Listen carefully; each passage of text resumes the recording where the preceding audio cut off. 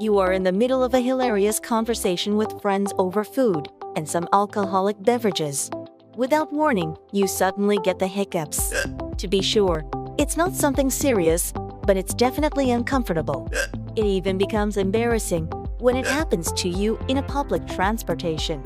People would surely notice your body's sudden jerky movement when you hiccup. So what makes us hiccup? We have the answer, of course. But first, please give a thumbs up to this video. Also, don't forget to subscribe to this channel. It will inspire us to create more fun and informative videos just for you. Medical experts define hiccups as the sounds you involuntarily make when your diaphragm goes into spasms. The diaphragm is that piece of muscle that helps in your breathing. It is situated between the chest and the abdomen. Working with the intercostal muscles, which are the muscles between the ribs, the diaphragm contracts and flattens. This creates a vacuum in your chest, expanding and allowing it to suck air in. When the diaphragm goes into spasms for some reason, it causes the lungs to pull in air much quicker than normal. This triggers the epiglottis, a small flap of cartilage in the throat, just right behind the tongue and in front of the larynx, to slam shut. Normally, the epiglottis stays in an upright position to let air in through the larynx and into the lungs. When we eat or drink, it closes to prevent food, fluid, or even our saliva from entering the windpipe and getting into the lungs. Incidentally, it's the reason why we get into a coughing fit when we choke on a piece of food or some small amount of fluid. It's our body's way of expelling these substances and preventing them from reaching our lungs. The epiglottis suddenly closing is what produces the hic, that all too familiar sound we hear from someone who has the hiccups.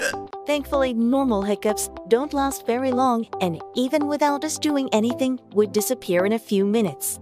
There are cases, however, of hiccups lasting for several days or even weeks. This is usually a sign of something more serious health-wise.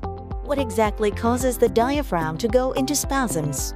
Experts believe the nerves that control this particular muscle are triggered by certain stimuli. They just can't explain why this happens. For some people, normal hiccups can be caused by hot or spicy foods, smoking cigarettes, eating too quickly too much alcohol, indigestion, carbonated drinks, or bad odors. Even stress and pregnancy can trigger this condition. Hiccups that persist for days or weeks or happen frequently may be a symptom of an underlying disease that needs medical attention. These include pneumonia, a stroke or tumor that is affecting the part of the brain that controls the diaphragm, kidney disease, esophagitis pleurisy, and an overactive thyroid gland. Abnormal hiccup bouts can also be caused by surgery in the abdomen or chest, as well as some medicines for epilepsy and even nicotine gums. This kind of hiccup may be cured by treating the underlying illness or through surgery to cut a few nerves that are in control of the diaphragm. Patients on medication may need to have their dosages changed. Antispasmodic drugs may also be prescribed to settle down the diaphragm. If you don't have any of these underlying conditions and you get into a hiccup fit, there are a few things that you can do to get rid of it.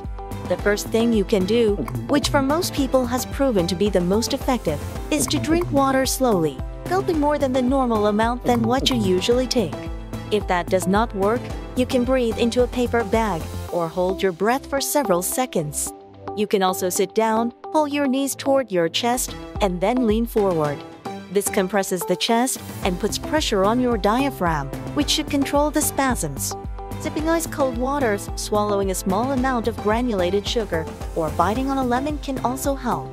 There is also what experts call the Valsalva maneuver that you can try. While you are pinching your nose and keeping your mouth closed, try to exhale. We hope you have found this episode of So That's Why quite informative and a lot of fun. Let us know what you think in the comments section below. Please don't forget to like this video and to subscribe to our channel. Thanks for watching.